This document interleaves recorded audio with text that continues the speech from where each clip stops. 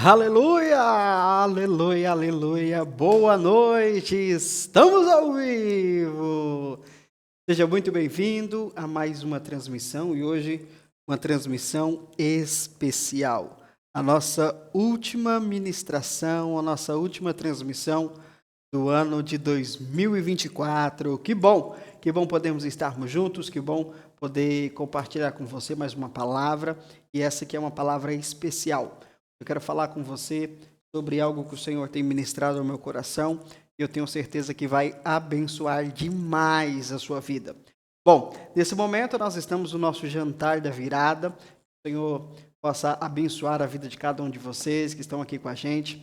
Muito bom passarmos esse tempo juntos, né? Terminando o ano juntos e começando um ano novo juntos. Isso é maravilhoso demais. E você que está online, você que está assistindo pelo YouTube, você que está aí na sua casa, ou você que está assistindo com a sua família, você que está em outra cidade, em outro estado, o Senhor possa te abençoar da mesma forma. Eu fiz questão de fazermos essa transmissão aqui para poder compartilhar com você também aquilo que nós temos recebido do Senhor como palavra, como direcionamento para esse ano de 2025. Esse ano será um ano extraordinário. Eu quero compartilhar uma palavra com você sobre isso. Eu quero te pedir para a gente começar esse momento juntos aqui, para você compartilhar. Vamos compartilhar? Pega aí esse link, pega esse link aí agora e vamos compartilhar essa mensagem. Estamos ao vivo no nosso canal no YouTube.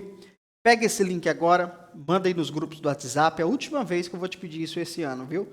Não vou te pedir para você fazer mais isso esse ano. Pega o link, manda nos grupos, põe nos status, põe nos stories. Você que está aqui com a gente no nosso jantar, tira uma selfie aí agora, tira uma selfie com o irmão que está do seu lado aí, posta no seu Instagram, coloca o link da nossa ministração aqui no YouTube, para que nós possamos abençoar muitas vidas a partir daquilo que nós vamos compartilhar aqui hoje. Vamos lá? Vamos fazer isso? Vamos lá? Faça aí. Interage aí. Enquanto você vai fazendo, deixa eu pegar o meu celular. Eu vou fazer isso também, né? Espera aí, deixa eu pegar aqui. Você vai fazendo daí. E aí eu vou fazendo daqui também. Ó, fui lá pegar meu celular. Tirar uma foto. A câmera tá feia, hein, Brasil? Meu Deus. Tá? Melhorou. Mas ainda assim tá ruim. Aqui. Tem que tirar outra aí depois, né? Essa aqui tá feia demais. Meu Deus. Vamos lá, então. Compartilhou aí? Vamos nessa, né? Você que tá em casa, eu quero te pedir para você fazer o mesmo.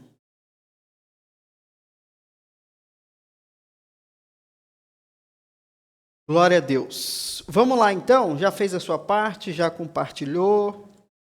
Vamos para a nossa palavra, para a nossa ministração do dia de hoje. Bom, hoje é uma palavra especial. Eu quero falar com você sobre uma direção profética que o Senhor tem para nós nesse ano de 2025. E 2025 ele não é um ano comum. 2025 será para a humanidade um ano muito importante. Por quê? Porque nesse ano, fundamentos para a conclusão dos fins dos tempos serão plenamente estabelecidos. Faltam algumas coisas para serem fundamentadas, para que de fato o arrebatamento aconteça, para que a volta de Jesus aconteça. E esses fundamentos, esses pilares que ainda restam serem estabelecidos, nesse ano de 2025, eles vão começar a criar forma, eles vão começar a ser estabelecidos de uma forma mais intensa. Por isso que esse ano é um ano decisivo para a humanidade. E falando em decisão, 2025 para a igreja será também um ano de muita decisão, onde nós precisaremos decidir se nós seremos canais de Deus para aquilo que Ele tem para fazer, aquilo que Ele tem que fazer, ou simplesmente veremos acontecer o que Deus vai fazer. Como eu sempre disse para vocês, Deus vai fazer aquilo que Ele tem para fazer. A grande questão, a grande incógnita é: eu farei parte disso ou eu assistirei o que Deus vai fazer? Eu não quero assistir, eu quero fazer parte. Eu quero ser canal de Deus para um grande avivamento, o último avivamento que antecede a volta de Jesus. Eu espero que você tenha esse mesmo desejo. Eu espero que você tenha esse mesmo anseio no seu coração. Por quê? Porque essa é a palavra de Deus para nós. Nós somos canais de Deus para um poderoso, para um grande, para o último avivamento que tocará a nossa cidade, que tocará o nosso estado, que tocará a nossa nação e muitas nações da terra. Você acredita nisso? Você está firme comigo nessa palavra? Você está firme comigo nessa visão ou não? Espero que sim, eu espero que sim.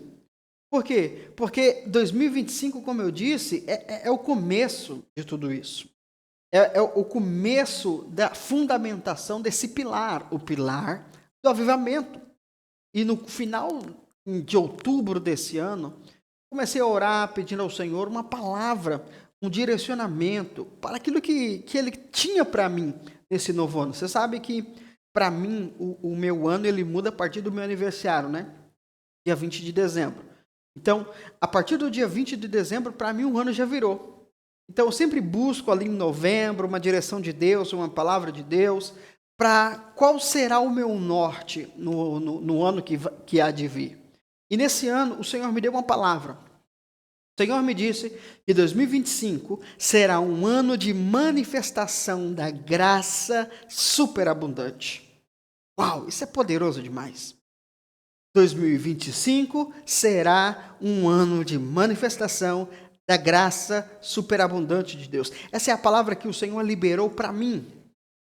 Agora, se você é minha ovelha, se você caminha comigo, se você é meu discípulo, entenda que essa palavra também é para você. Essa palavra também transborda sobre a sua vida, porque assim como o Senhor fará de 2025 para mim um ano da manifestação da graça dele, eu quero declarar sobre a sua vida, e isso é o que vai nos nortear nesse ano de 2025. 2025 é o ano da graça de Deus na nossa vida, o ano da superabundante graça de Deus. Você crê nisso? Diga um amém aí, diga um aleluia. Vamos lá, reage comigo aqui. 2025 será um ano de vivermos, de experimentarmos a graça de Deus em todas as áreas da nossa vida. E isso é algo tão sério e é tão verdade que o Senhor colocou algo no meu coração que faremos nesse ano de 2025 que nós nunca fizemos. O quê? Nós vamos estabelecer alguns princípios dessa graça superabundante de forma prática em algumas áreas da nossa vida. Por exemplo, em janeiro agora, nós vamos trabalhar a graça para ativar e fortalecer a nossa fé. Durante todo o mês de janeiro, é sobre isso que nós falaremos. Sobre uma fé firmada, forte, ativada por meio da graça. Em fevereiro, nós vamos falar sobre graça para prosperar. Então, como a graça de Deus, quais os princípios da graça de Deus para prosperarmos financeiramente em 2025? Esse será o nosso tema, esse será o nosso foco no mês de fevereiro. Então, várias áreas, vários pilares nós vamos estabelecer debaixo da graça de Deus em todas as áreas e aspectos da nossa vida nesse ano de 2025. Será algo poderoso demais. Eu estou muito animado para ver o que Deus vai fazer. Não para o que nós vamos fazer, porque não é sobre nós. Eu estou muito animado, com muita expectativa naquilo que o Senhor fará por nós. Por quê? Porque no ano de 2025, a graça de Deus será real e de forma prática na nossa vida. Você pode dizer um amém por isso ou não? Você crê? Você crê nisso comigo aqui nessa noite? Sim ou não? Aleluia! E quando se fala da graça de Deus, quando se fala do favor de Deus para nós, a única e principal preocupação que nós devemos ter é sobre a qualidade da nossa fé. Entenda o seguinte, eu já te falei isso, mas é sempre bom a gente lembrar. tudo o que Deus faz pela sua graça. Mas nós recebemos isso por meio da nossa fé. Então, não adianta eu falar para você que 2025 será um ano de graça, de manifestação, se você não tiver fé o suficiente para tomar posse disso. Olha que coisa. Deus faz pela graça, mas nós recebemos pela fé. Então, a fé é algo muito importante. Por isso que no mês de janeiro nós vamos trabalhar isso. No mês de janeiro nós vamos ativar a nossa fé.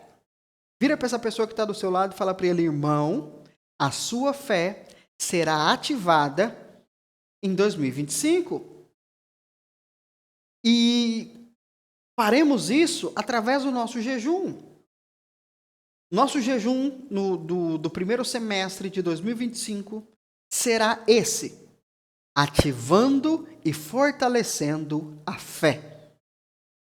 Dos dias 5 de janeiro, que será num domingo, até o dia 26 de janeiro, que também será um domingo, nós estaremos juntos em oração, em proclamação, para ativarmos e fortalecermos a nossa fé.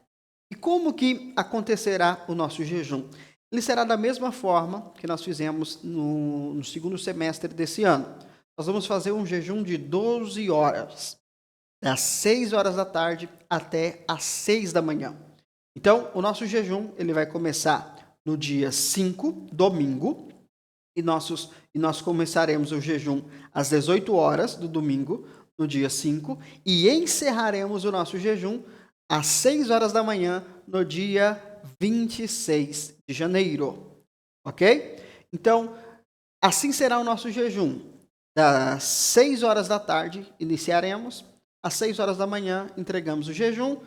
Voltamos às 6 da tarde, encerramos às 6 da manhã e assim vai durante os 21 dias. Por que 12 horas e não 24 horas? Justamente para todo mundo poder participar. Esse é um horário que todo mundo pode participar. Quem precisa tomar medicamento, precisa fazer alguma coisa, todos podem participar desse horário de jejum. Por isso nós estabelecemos e continuaremos nesse horário todos os nossos jejuns de 21 dias, ok? E as nossas reuniões, como serão? As nossas reuniões, na primeira semana, no dia 5, nossas reuniões serão online. Na terça, deixa eu conferir aqui para não falar errado para você. Isso, será online na segunda, na terça, na quinta, na sexta e no sábado. Segunda, terça, quinta, sexta e sábado, online. Presencialmente, domingo e quarta-feira, ok? Então, nessa primeira semana do jejum, nós participaremos no domingo, dia 5, o início do jejum presencialmente, no nosso culto normal. Segunda, terça, quinta, sexta e sábado, online. E na quarta-feira, presencialmente, ok? Então, já vá se programando para que nós possamos estar juntos e recebermos dessa palavra de liberação, de ativação da nossa fé, ok?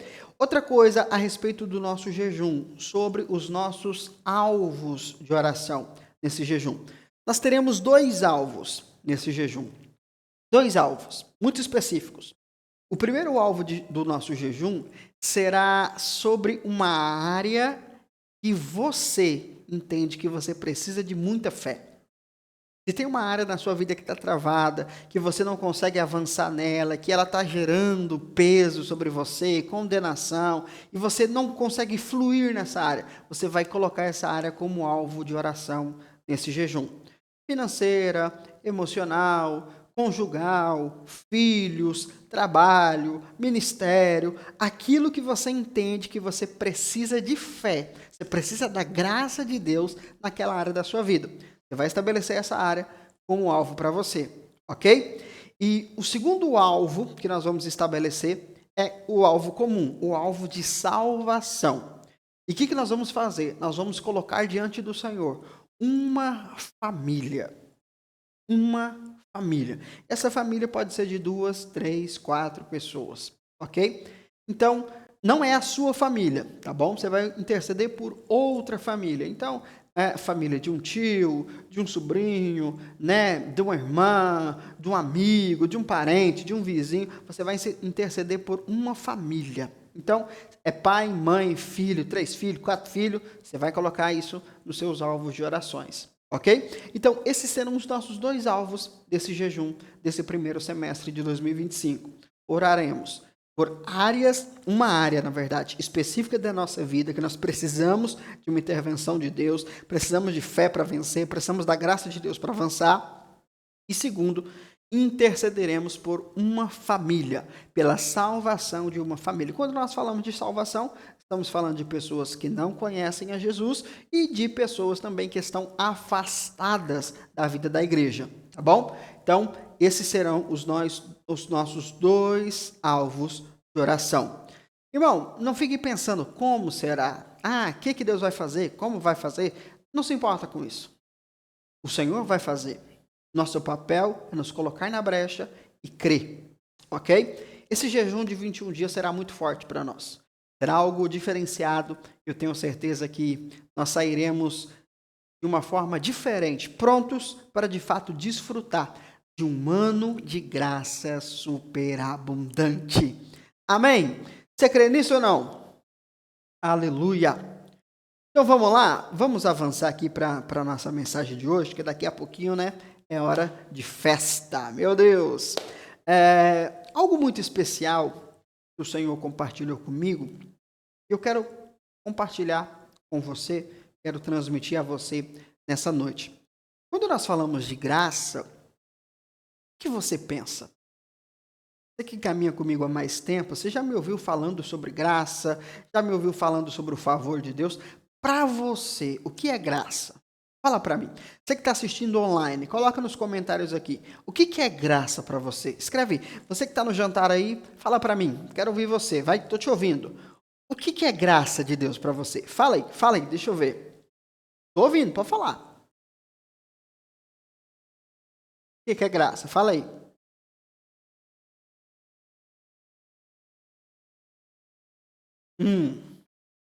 Vai, quero te ouvir, pode falar. Você que está em casa, coloca aí nos comentários. O que é graça para você?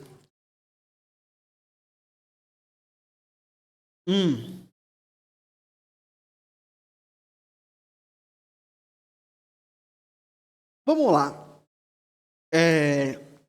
Eu tenho dito nesses dias que graça é o poder de Deus para restaurar o homem à sua identidade e posição original. Para mim, isso é a graça de Deus. Para muitos, a graça é um conceito teológico, é uma afirmação ideológica, é uma linha teológica. Eu não acredito nisso. Eu acredito que a graça de Deus é o poder de Deus que nos conduz de volta à nossa identidade original e à posição original que Deus estabeleceu para nós. E com base em que eu falo isso? Com base naquilo que Paulo nos ensina em Romanos. Romanos capítulo 5, versículos 15 a 19, diz o seguinte: Contudo, não há comparação entre o dom gratuito e a transgressão. O dom gratuito aqui é a salvação, a transgressão é o pecado de Adão. Pois, se muitos morreram por causa da desobediência de um só, muito mais a graça de Deus e o dom pela graça de um só homem, Jesus Cristo, transbordou para multidões.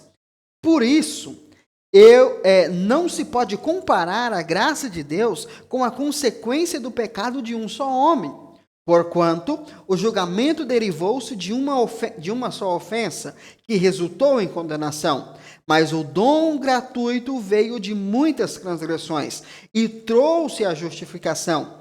Pois, se pela transgressão de um só homem a morte reinou por meio deste, muito mais os que recebem da transbordante provisão da graça e do dom da justiça reinarão em vida por intermédio de um único homem, Jesus Cristo.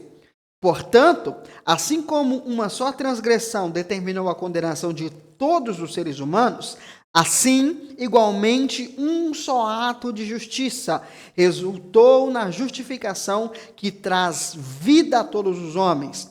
Sendo assim, como por meio da desobediência de um só homem, muitos se tornaram pecadores, assim também, por intermédio da obediência de um único homem, muitos serão feitos justos. Uau! O que Paulo mostra para nós aqui? Que Adão tirou-nos do propósito de Deus, mas a graça veio para nos colocar de volta na nossa posição. Então, se o pecado destruiu, a graça reconstrói. Então, o que é a graça? A graça é o poder de Deus restaurador que conduz o homem de volta à sua posição e à sua identidade original. Só que, pensando sobre isso, o Senhor me trouxe algo muito forte. E é o tema daquilo que eu estou compartilhando com você hoje. O Senhor me disse o seguinte: a graça começa na restituição. A graça começa na restituição. A graça, ela nos é necessária. Por quê? Porque Adão nos tirou da nossa posição original. Nós fomos criados à imagem e semelhança do Senhor. Mas por causa do pecado de Adão, tudo isso foi nos tirado. E agora fomos estabelecidos como pecadores. Então precisamos ser restituídos, restaurados, a nossa posição original, a nossa identidade original. Então o Senhor falou isso muito forte comigo. Nós não podemos crer em um ano de graça sem primeiro entendermos que a graça de Deus nos restitui tudo o que nos foi roubado. Falar de graça é falar de restituição. Se 2025 será para nós o ano da graça, 2025 será para nós um ano de restituição. Porque essa é a base da graça de Deus.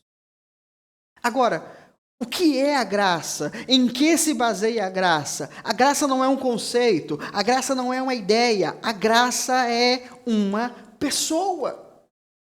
Jesus é a graça de Deus. Em João capítulo 1, versículo 14, diz o seguinte, João 1,14, e a palavra se fez carne e habitou entre nós. Vimos a sua glória, glória como a do unigênito do Pai, cheio de graça e verdade. 16, e da sua plenitude todos nós temos recebido graça sobre graça, porquanto a lei foi dada por intermédio de Moisés, mas a graça e a verdade vieram através de Jesus Cristo. Jesus era cheio de graça, recebíamos dele graça, graça sobre graça. A graça e a verdade vieram, tornaram-se real por meio de Jesus. Então, a graça, quando eu falo da graça, eu estou falando de uma pessoa, eu estou falando de Jesus. Amém? Você está aqui comigo ou não? Então, significa que se eu quero viver na graça, se eu quero desfrutar dessa graça superabundante, eu preciso entender e crer na pessoa e na obra consumada de Jesus. O segredo da graça está na revelação da cruz de Jesus. Porque a graça e a verdade se manifestaram em Jesus, mas ela se tornou disponível para nós na cruz. A graça e a verdade se encarnaram em Jesus, mas só temos acesso a ela se nós entendermos a obra da cruz. Isso é tão importante, isso é tão sério, que em toda a Bíblia nós temos vários aspectos. Um dia eu vou falar com você sobre isso, eu estou preparando isso para o ano que vem.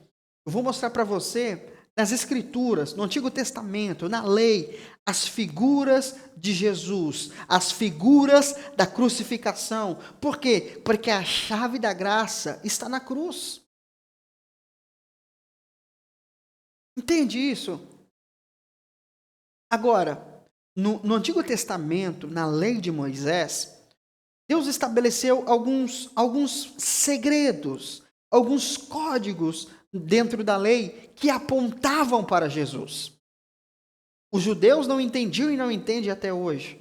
Mas se você lê a lei, se você lê o Antigo Testamento com a ótica do Novo Testamento, você vai perceber que existem algumas coisas que foram estabelecidas ali para falar sobre Jesus. Por exemplo, o sacrifício que Deus pediu para Abraão, né, o filho dele, o Isaque, é uma figura de Jesus. Quando a arca de Noé, o Senhor manda construir a arca, é um símbolo de Jesus. A árvore da vida no jardim, no Éden, é um símbolo de Jesus. Ou seja, são várias figuras, são várias coisas que o Senhor coloca ali escondido para falar sobre Jesus. Por quê? Porque o segredo da restituição é Jesus. Aí, existe uma coisa no Antigo Testamento que muita gente gosta de usar, mas não entende, que o Senhor estabeleceu na lei para se referenciar, para ser uma sombra de Jesus, que são as ofertas e os sacrifícios. Na lei de Moisés, Deus estabeleceu 5 ofertas indispensáveis para o povo: oferta de holocausto, oferta de manjares, ofertas pacíficas, oferta pelo pecado e oferta pela culpa. São 5 ofertas que Deus estabeleceu e que deveriam ser feitas numa situação específica, de um modo específico, para um tempo específico.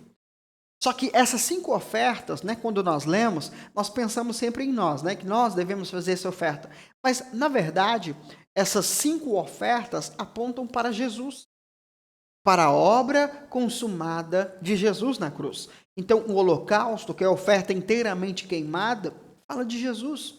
Os manjares, a oferta pelo pecado, a oferta de comunhão, né, que é a oferta pacífica, e a oferta pela culpa, tudo isso aponta para uma face, para um aspecto da cruz de Jesus. E hoje eu quero falar com você sobre a oferta pela culpa. Preste atenção nisso aqui. Isso aqui é muito importante.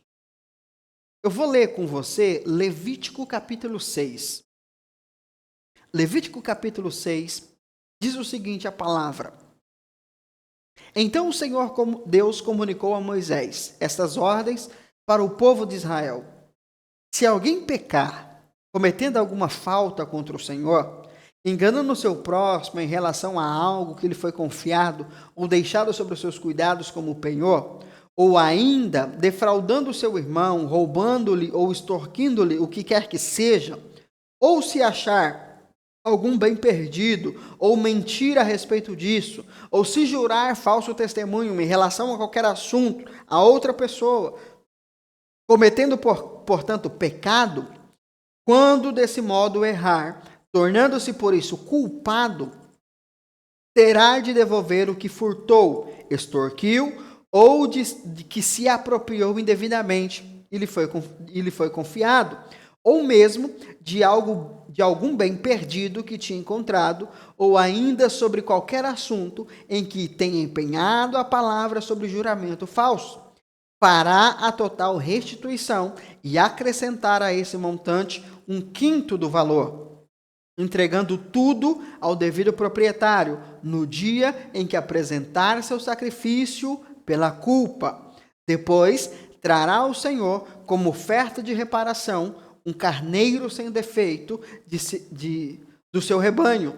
Será avaliado segundo o valor estabelecido tradicionalmente pelo sacerdote para um sacrifício de reparação.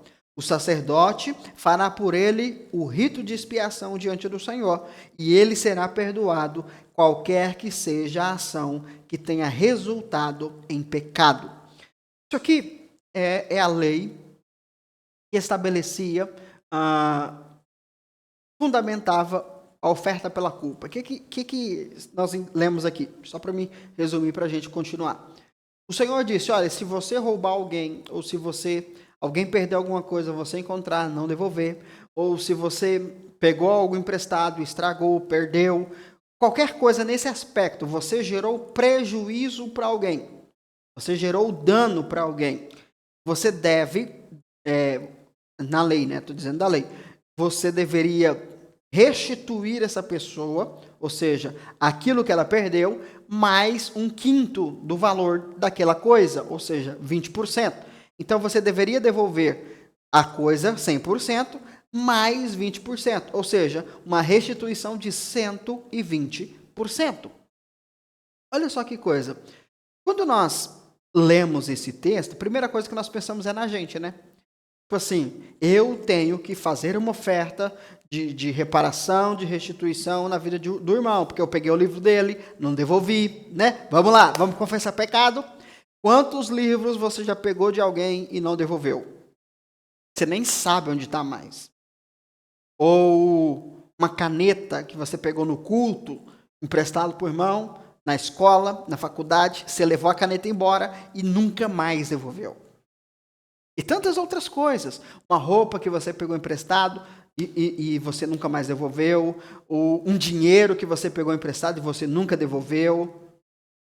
Tudo isso se enquadra nesse pecado. No pecado de defraudação. No pecado de prejudicar alguém. E segundo a lei, é interessante, né? Que uma pessoa era prejudicada.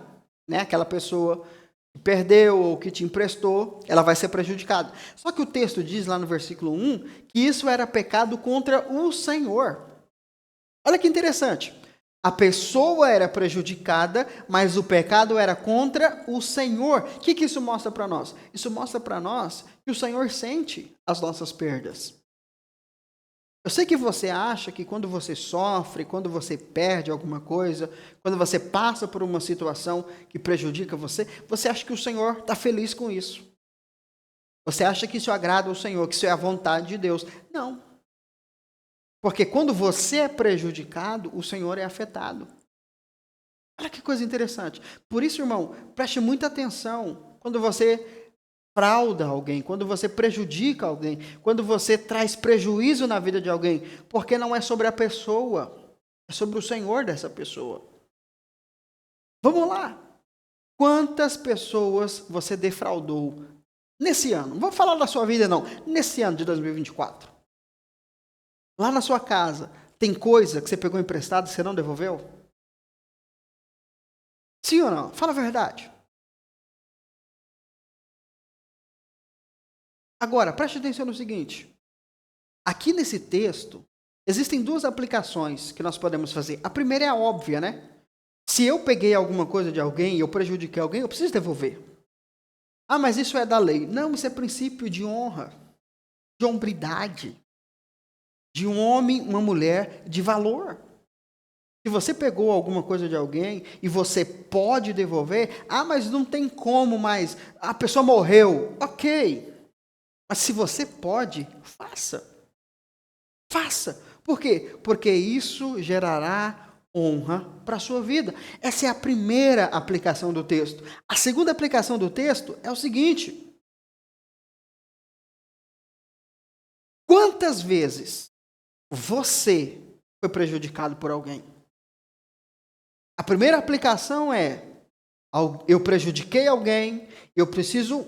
Se eu posso, eu vou reparar isso, eu vou resolver isso. Se eu não posso, ok, vamos ver o que a palavra vai falar para nós. Agora, e eu? Vamos lá, fala para mim. Quantas vezes você foi prejudicado nesse ano por alguém? Alguém que te devia e não te pagou? Alguém que fez um compromisso com você, não honrou? Alguém que você contava com a ajuda daquela pessoa, ela não te ajudou? Vamos lá, irmão. Eu tenho várias coisas que eu poderia falar. Ou você foi roubado esse ano, alguém roubou alguma coisa sua, né? Aqui em casa nós tivemos roubos, meu Deus. A palavra é para nós, hein, meu bem? Vamos lá, irmão.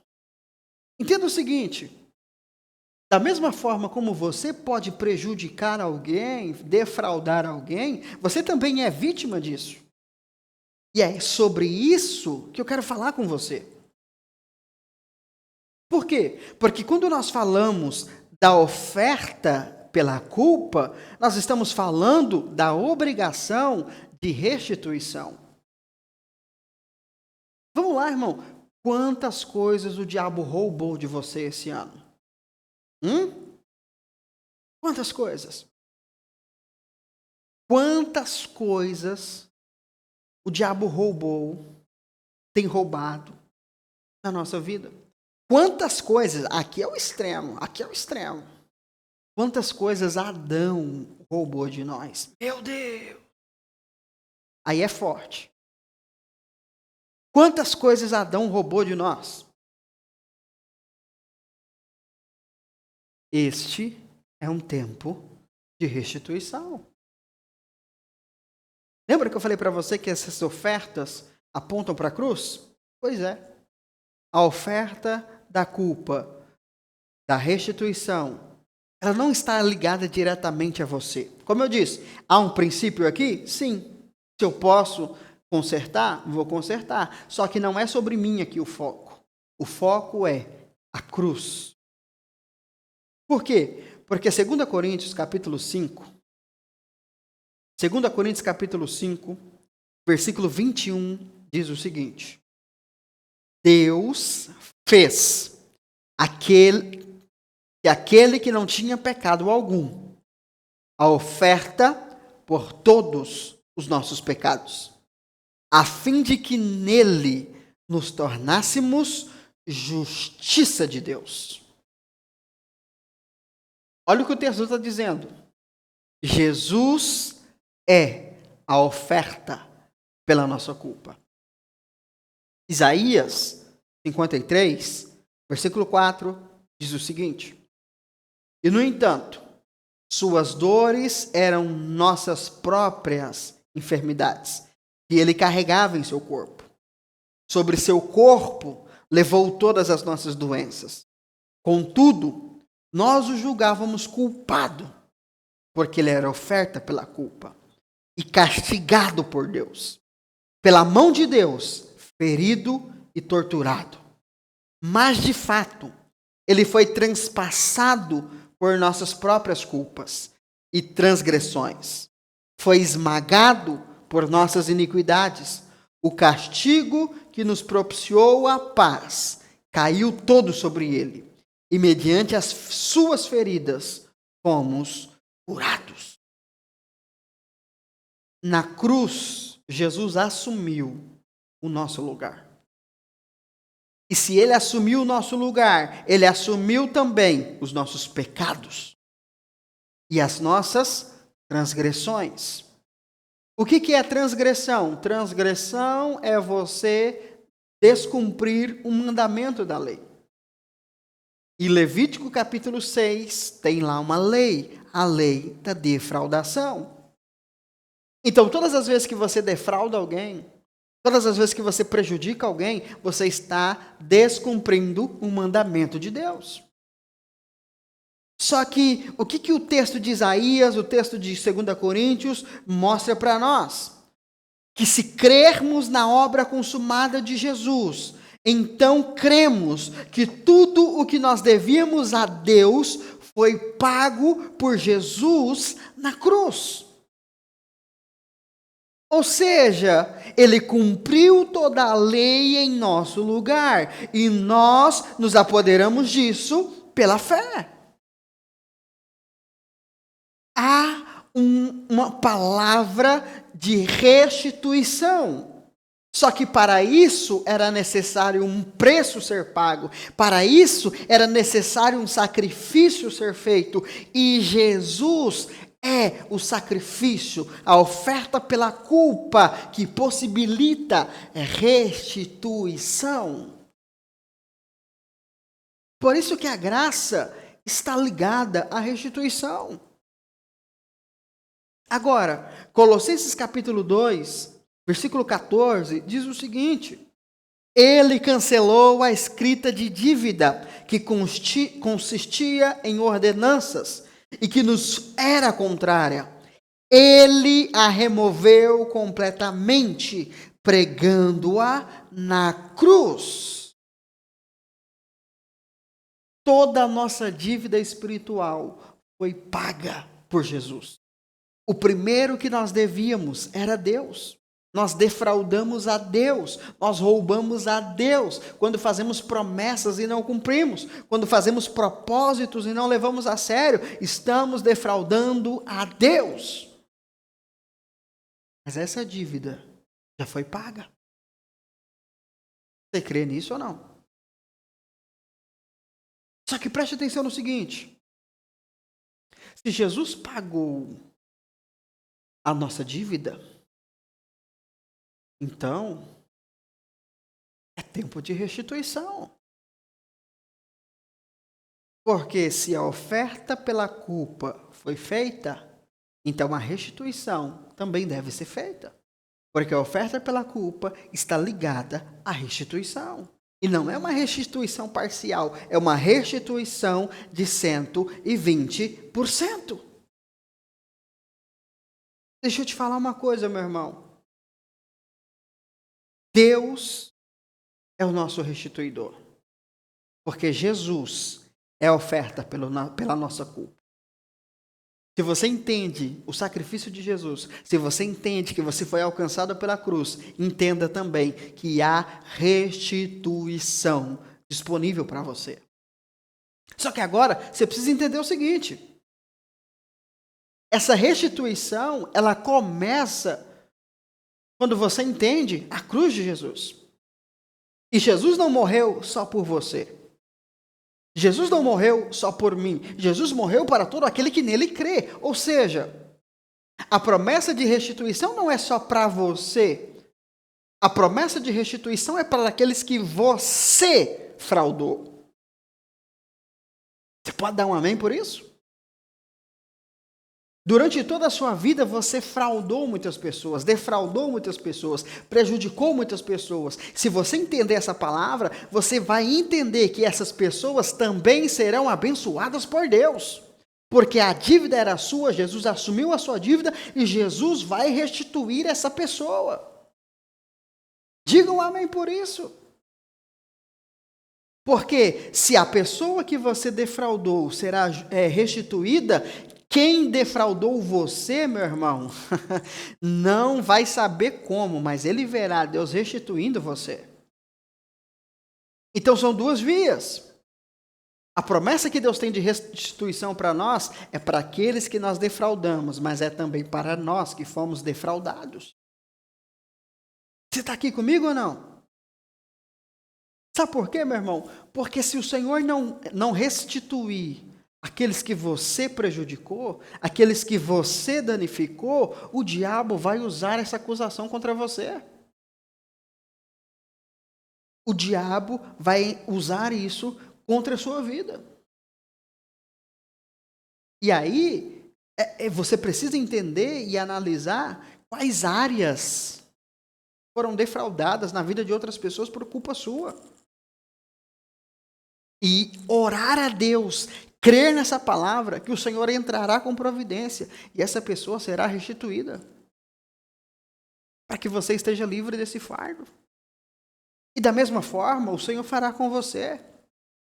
Se você foi prejudicado, não interessa a área, se você entender que Jesus é a oferta pela culpa que alguém cometeu, você acessará uma restituição muito maior do que aquilo que você perdeu.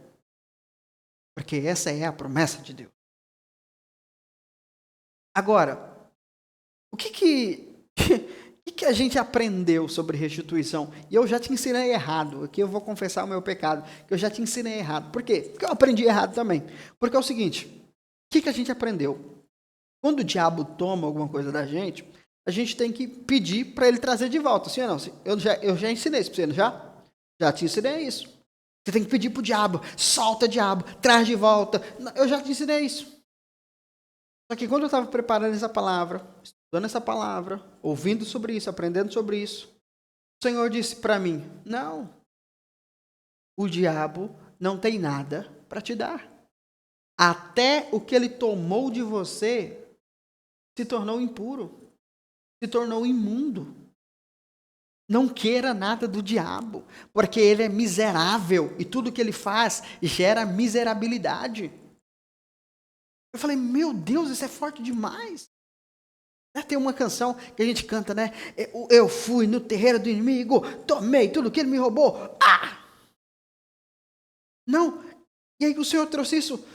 O diabo é miserável, o diabo é pobre, é imundo, e tudo que ele toca vira imundície. Mas Deus é rico. Rico o suficiente para restituir 120 vezes mais que o diabo te roubou. O que alguém te roubou, o que alguém te prejudicou. Ou seja, a minha preocupação não é com o diabo. A minha preocupação é com a minha fé. Eu creio que Jesus é a oferta pela culpa. Porque se ele é a oferta pela culpa, se eu fui prejudicado por alguém, eu serei restituído. Dane-se o diabo, eu serei restituído. O diabo roubou não sei o quê. O diabo levou não sei o quê. Por exemplo, olha aqui esse texto. Joel capítulo 2. Estou terminando já. Joel capítulo 2, versículos 25 e 27. Diz o seguinte.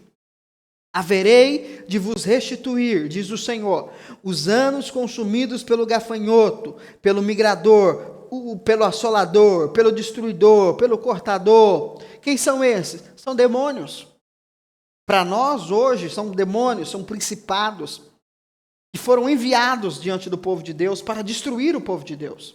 Aí o Senhor está dizendo, eu vou restituir tudo o que esses demônios, o que esse principado roubou de você. Uau, isso é muito forte. Isso é muito forte. O que o diabo tomou de você, irmão? Sua saúde? Suas finanças? Sua alegria, bens financeiros, seus dias de vida. Você passou muitos dias tristes, em depressão, em ansiedade, em estresse. Você perdeu o seu casamento, você perdeu a sua inocência, a sua infância. O que o diabo roubou de você, meu irmão? Sua fé, seu propósito, sua vida com Deus. Não interessa o que o diabo roubou de você. Eu estou aqui para te dizer, esse é um tempo de restituição. Não importa. Não importa. Pare de olhar para o que se foi. Comece a gerar expectativa pelo que virá. Sabe por quê? Porque, como eu disse, Deus é tão rico, Ele é tão rico, que Ele vai te dar, meu amigo, não só o que você perdeu, mas muito mais. E sabe o que é interessante? Quando Deus restitui, Ele restitui algo muito melhor. Olha o exemplo da vida de Jó. O que a Bíblia diz em Jó 42, versículo 10? E depois que Jó intercedeu pelos seus amigos, o Senhor o tornou novamente próspero, ou seja, lhe restituiu e lhe concedeu em dobro tudo o que possuía antes. Então Jó, ele passou por um ataque do diabo e ele perdeu tudo. E aí no final da vida dele, a Bíblia está dizendo que Deus trouxe de volta, só que Deus restituiu em dobro tudo que ele tinha. Então o que ele tinha? Lá no começo, ele tinha, vamos ler aqui, ó. Assim o Senhor abençoou o final da vida de Jó muito mais do que o início. Olha que bênção. Você que acha que você está chegando no final da sua vida, deixa eu te falar, o fim será melhor do que o começo. Não é tempo de jogar a toalha, é tempo de crer que um tempo novo, de vigor novo, de restituição está vindo sobre você. Porque o texto diz, ele teve 14 ovelhas, 6 camelos, Aqui no caso tá faltando a numeração, né? Mas tá tudo bem. 7 juntas de boi e 1 de jumentos. Também lhe nasceram mais 7 filhos e 3 filhas. Mais, restituição. Agora, o que é interessante? O casamento dele foi restaurado. Porque ele teve mais 7 filhos e 3 filhas com a mesma esposa. A esposa que lá no começo do livro mandou ele amaldiçoar Deus e morrer, é a mesma esposa que viveu uma restauração, uma restituição completa. Porque o diabo pode tocar no que ele quiser, meu irmão. Mas o Senhor vai te restituir e vai te dar muito mais do que o diabo tomou. Por isso que não é nem coisa boa o diabo ficar tomando coisa da gente. Claro, se a gente entende, né? Se a gente entende a palavra, se a gente entende isso que nós estamos dizendo, rapaz, é maravilhoso. É maravilhoso. Em Êxodo 22 diz o seguinte, que se alguém tivesse um boi roubado, essa pessoa deveria ser restituída 5 vezes mais. Ou seja, roubou-se um boi, tinha que devolver o que roubou e dar mais 5, ou seja, 6. Olha que bênção! Olha que bênção! A restituição de Deus é sempre maior do que aquilo do que foi tomado de você. Por isso, creia nisso, meu irmão. Aí o versículo 17 eu achei maravilhoso. Diz o seguinte: e então morreu Jó, realizado e muito avançado de idade. Deus abençoou mais o final da vida de Jó do que toda a sua história. Por quê? Porque ele recebeu a restituição. Nesse novo ciclo que nós estamos entrando para a humanidade, a boa notícia para você é essa. Este é um tempo de restituição. A graça de Deus é restituição. Eu espero que você compreenda o que eu compartilhei com você aqui hoje. Nos próximos dias nós vamos falar mais, eu vou compartilhar mais com você.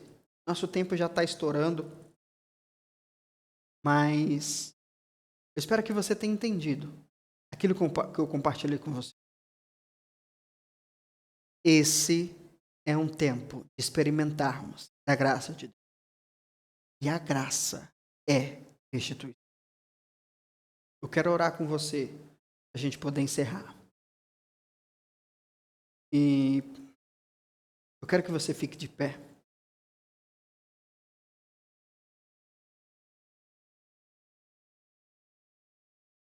Nós vamos orar juntos nesse momento.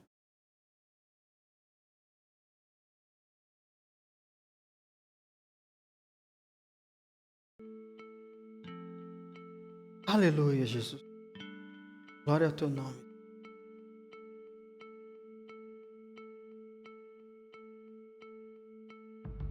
É muito forte essa palavra. Muito forte. Eu quero orar com você. Orar para que você possa compreender a profundidade do que foi liberado aqui sobre nós nessa noite. O ano está chegando ao final. Um novo ciclo vai começar. Eu quero que você entenda isso. Será um tempo de restituição na sua vida. Eu quero fazer um desafio com você. Um desafio. Coloque no papel. Coloque no papel. Tudo aquilo que você foi defraudado. Coloque. Tudo aquilo que você foi defraudado. Finanças. Que você foi mandado embora injustamente do seu emprego. Que você perdeu um carro, uma moto ou uma bicicleta. O que você perdeu? Não estou falando desse ano apenas. Ore ao Senhor. E o Senhor trará a sua mente. E a partir disso que você escrever, nós vamos orar. Eu quero te desafiar a guardar esse papel. E no final de 2025, eu quero te desafiar a você analisar esse papel e confirmar com os seus olhos que Deus restituiu e foi tomado de você. Eu creio nisso.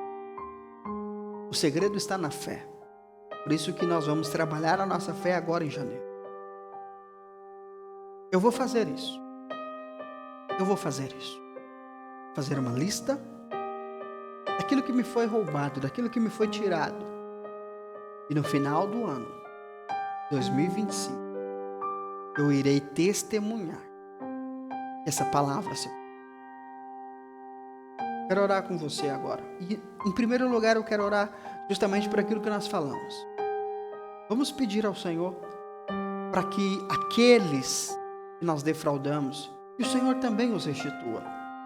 Como eu disse, se você pode consertar, conserte. Pegou algo de alguém e tem como devolver? Devolva. Faça. É justo. Pegou um livro de alguém e não sabe mais cadê o livro? Compra outro livro, dá para a pessoa, dá o valor em dinheiro, um valor simbólico. Faz alguma coisa, aquilo que você pode fazer. Prometeu algo para alguém, não cumpriu? Vai lá, conserte. Conserte. Pegou dinheiro emprestado, não devolveu o dinheiro. Ah, mas a pessoa já me perdoou, né? Foi o caso que eu passei, né? Eu fui perdoado. Mas eu falei, cara, eu fui perdoado, mas a pessoa ficou com prejuízo, né? Vamos consertar isso. Qual o problema? Então, nós vamos orar agora. Para que aqueles que nós defraudamos, que o Senhor os restitua. E depois nós oraremos, acessando essa palavra para a nossa vida. Feche os seus olhos. Senhor, nós ouvimos essa palavra nessa noite. E essa é uma palavra poderosa. Senhor, obrigado porque o Senhor pagou o preço pela nossa culpa.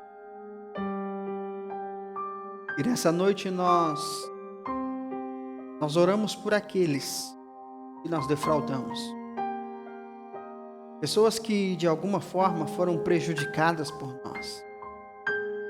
Em tantas áreas, financeiras, emocionais, espiritual, conjugal, em bens, em coisas. Senhor, que o Senhor restitua na vida dessas pessoas.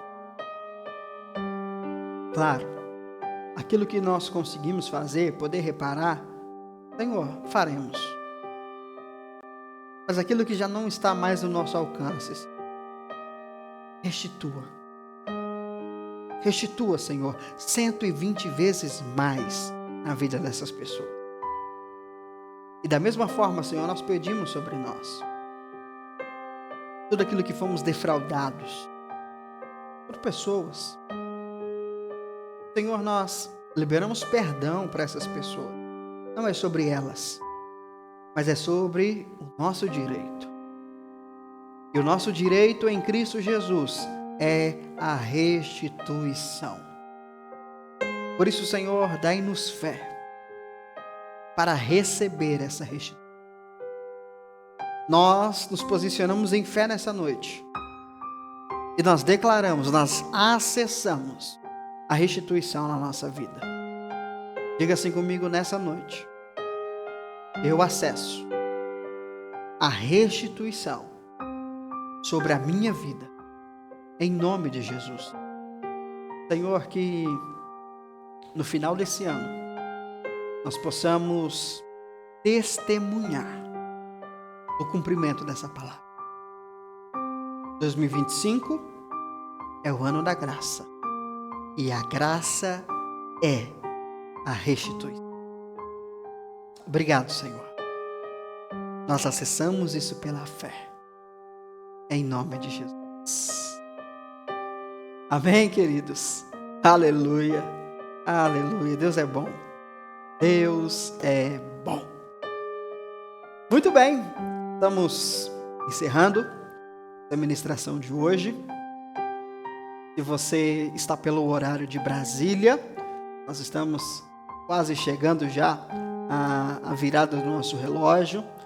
E você que está aí no jantar, nós vamos continuar a nossa programação aí no jantar. E daqui a pouco nós vamos cear. Primeiro dia, nas primeiras horas de 2025, iremos participar da mesa do Senhor. Você que está online, nós não teremos a ceia online. Mas domingo, no nosso primeiro dia de jejum, nosso primeiro tempo juntos, nós teremos a nossa ceia. Será um culto muito abençoado. Eu creio nisso. Então, nós não teremos a nossa ceia online hoje, nesse dia de virada, mas no domingo, dia 5, o próximo domingo agora, nós teremos a nossa ceia. Você pode participar com a gente, tá bom? Bom, é isso aí, né, gente? Vamos continuar a nossa programação aí no jantar. E o pessoal que está online, nós vamos encerrando por aqui. Desejo a você um feliz ano novo. Que você possa desfrutar, de fato, de um ano debaixo da graça superabundante de Deus. Prepare-se para a restituição. Prepare-se para o transbordar da graça, da vida, da restauração de Deus sobre a sua vida, em nome de Jesus. Feliz ano novo! Eu te espero domingo para o nosso primeiro dia do nosso jejum, o lançamento do nosso jejum, e eu tenho uma palavra de Deus para a sua vida, que eu tenho certeza que vai nortear esse ano de 2025. Deus abençoe você que está no jantar, vamos continuar a nossa programação. Você que está em casa, que Deus abençoe a sua vida. Vá lá, reúne com a sua família, continue a festa aí vocês também. E a gente se encontra domingo, às 9h30 da manhã, no horário de Brasília, para mais um culto, o primeiro culto de 2025. Deus abençoe você, obrigado por continuar com a gente aqui e feliz ano novo de novo. Tchau, gente, vou embora que eu tô com fome. Aleluia!